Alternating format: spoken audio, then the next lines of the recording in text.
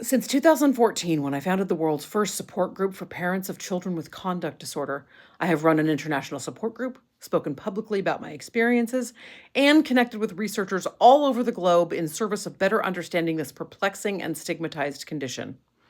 I do all this unpaid labor while severely disabled with dozens of serious medical conditions. Armed with the internet, though, nothing can stop me on my mission that never again will families suffer as my family has suffered. Want to know how I do this? This is what being a family of unicorns looks like in real life. I often say that we are a family of unicorns. I don't mean that in some cute, quirky way. Obviously, I don't mean that literally. The combination of factors that allows me to do this work publicly, though, it's so rare it might as well be mythical. Most parents in my support group, we've got 4,700 members across more than 50 countries, most of them cannot speak publicly about what they're going through. Not won't, can't. Some parents can't speak out because of their jobs. They work in education, healthcare, law enforcement, social services. If their employer finds out they have a child with conduct disorder, career over. I'm not exaggerating. I legit heard from a parent who had a job interview with a government agency. During the interview, they asked the parent about being a member of my support group. Our group is set to private. Think about that.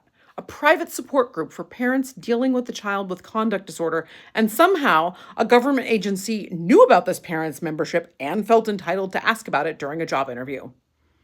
Some parents can't speak because of where they live. Small towns, religious communities, places where reputation is everything, and having that kind of kid means whole families become untouchable. Some parents can't speak because their kids would literally kill them.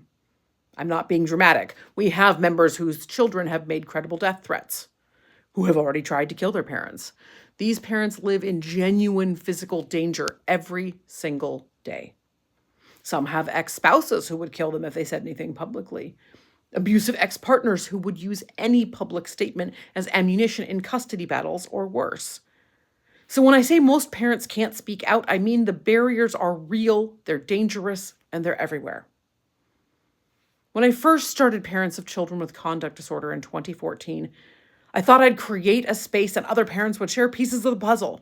I figured we'd all contribute what we knew, learn from each other, build collective knowledge. That's not what happened. Instead, everyone kept expecting me to have the answers because I'd started the group. People assumed I must know what to do, where to go, how to survive this. I didn't. I was just another parent in crisis trying to find other parents who understood. But people needed answers, desperately. So I figured I'd better actually have some answers. So I started reading research, neuroscience papers, papers on genetics, papers on sociology, papers on psychology, anything I could find about conduct disorder, callous unemotional traits, early onset aggression, brain development, you name it.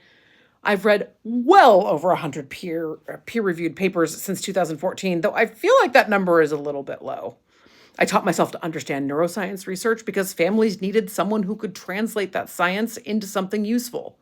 I even took a couple of fMRI study design courses, a behavioral genetics course, a sleep medicine course, because I wanted to better understand the scope, limitations, and pitfalls of the research I was reading. I became an expert because families needed an expert, and there wasn't one who understood what we were actually living through. The other thing that allows me to do this work, and I cannot stress this enough, is my training as an actress. People don't really think about this enough, but actors are emotional athletes. We are trained to stay down in the darkest of the dark and in the muckiest of the muck. So I rarely need breaks from this content. I just keep going like the Energizer Bunny. So what makes my family different?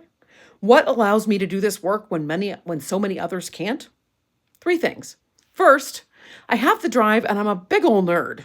I'm an autodidact polymath, which is just a fancy way of saying I teach myself a lot of stuff on different topics. I also took this on like I'm the only person who's going to make this happen. Not because it's true, but as an empowered place from which to act. I made myself 100% responsible for the outcome, which is kind of great because when I interact with other people who contribute at that level, that brings us to 200% effort. The second reason, and the main reason I can do what I want, is my son. I have the freedom to speak publicly about this because my son isn't going to kill me for it. That sounds extreme, but it's the reality for many families. There are some really brilliant parents in my group, but it doesn't matter how much they know if their child would kill them for speaking publicly. My son wants me to help people. This isn't his work. He doesn't want to spend his time on this, but he supports what I'm doing. He'll text me and say, "Hey, Mom, I thought about something that might help." He'll call me and say, "I just saw this situation in a different way and thought it might be useful for your work."